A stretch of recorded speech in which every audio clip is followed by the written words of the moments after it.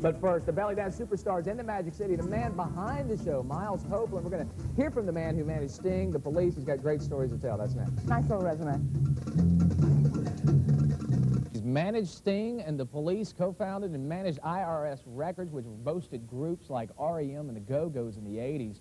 For Miles Copeland these days, this is the next big thing. The Bellydance Superstars includes American belly dancers featuring Middle Eastern music and dance. It's not exactly what you expect, though, when you see it. The high-energy 9-week tour comes to Birmingham's Workplay tonight. Miles Copeland joins us in the studio this morning. It's a pleasure talking to you today. Pleasure to be here. We've already had some great conversations, asking a million different things. Let's start off with how in the world, I mean, the guy who is behind some of the greatest hits, you know, managing a group that did incredible work in the 80s, Sting through the 80s and the 90s and even today. How in the world did you get into Bellydance Superstars?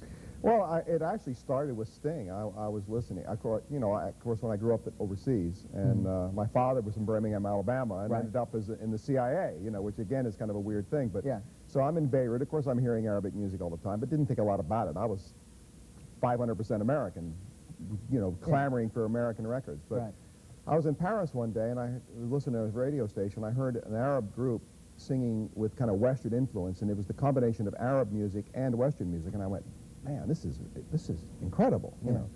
So it was like putting one and one together. It was like my background and my present kind of merged, and I took it to Sting, and I said, I think I've heard something fantastic, and I played him some of the stuff, and he shocked me and said, hey, this stuff's cool, you know. And then he called me one day and said, I wrote a song that could use one of these singers. It's called Desert Rose. So I went and found, the top singer in the field that had the voice that I thought would fit with Sting. It was a guy named Sheb Mami from Algeria who lives in Paris. Took him, and we flew to Italy in Sting's studio, and in comes Sheb Mami, and Sting says, here's my song, and he says, very good, and liked it, and because I'm having to translate, And so they said, well, here's the microphone, what can you do? And bang, he sang the song first take. He just, that voice. And that became Sting's biggest single for 15 years. Wow. And the success of that, so here we have a song that starts in Arabic.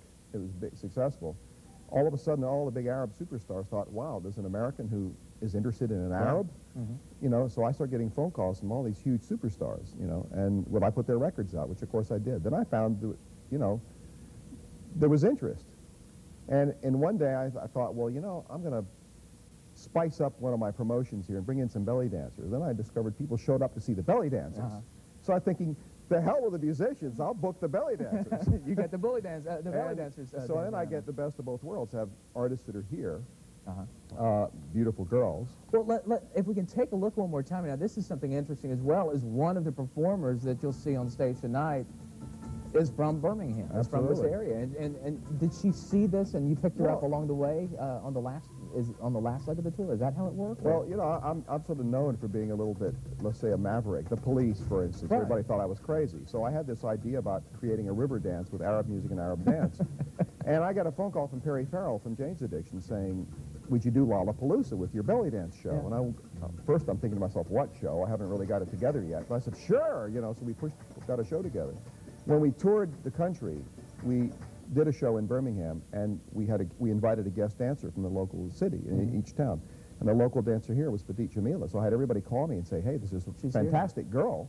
We got to have her in the next tour. So we hired her. Okay, let me tell you, in the closing seconds we have, I know you're going to hate me for doing this, but put up this picture right here. We just decided to check out. Oh, my goodness, who is this guy? What a good-looking guy. 1964, Birmingham Southern College. You're a graduate of there. That's right. We went over there yesterday, and so you can take it up with them if you... but we said, okay, 1966 graduate, right? Yeah, that's right. Okay. Tonight, 8 p.m., Workplay Theater, Miles Copeland comes home with his Bellydance Superstars. You can call for information, 380-4086. Check it out. It's a pleasure talking to you today. It's been a pleasure being here. Thanks a lot. Good luck tonight.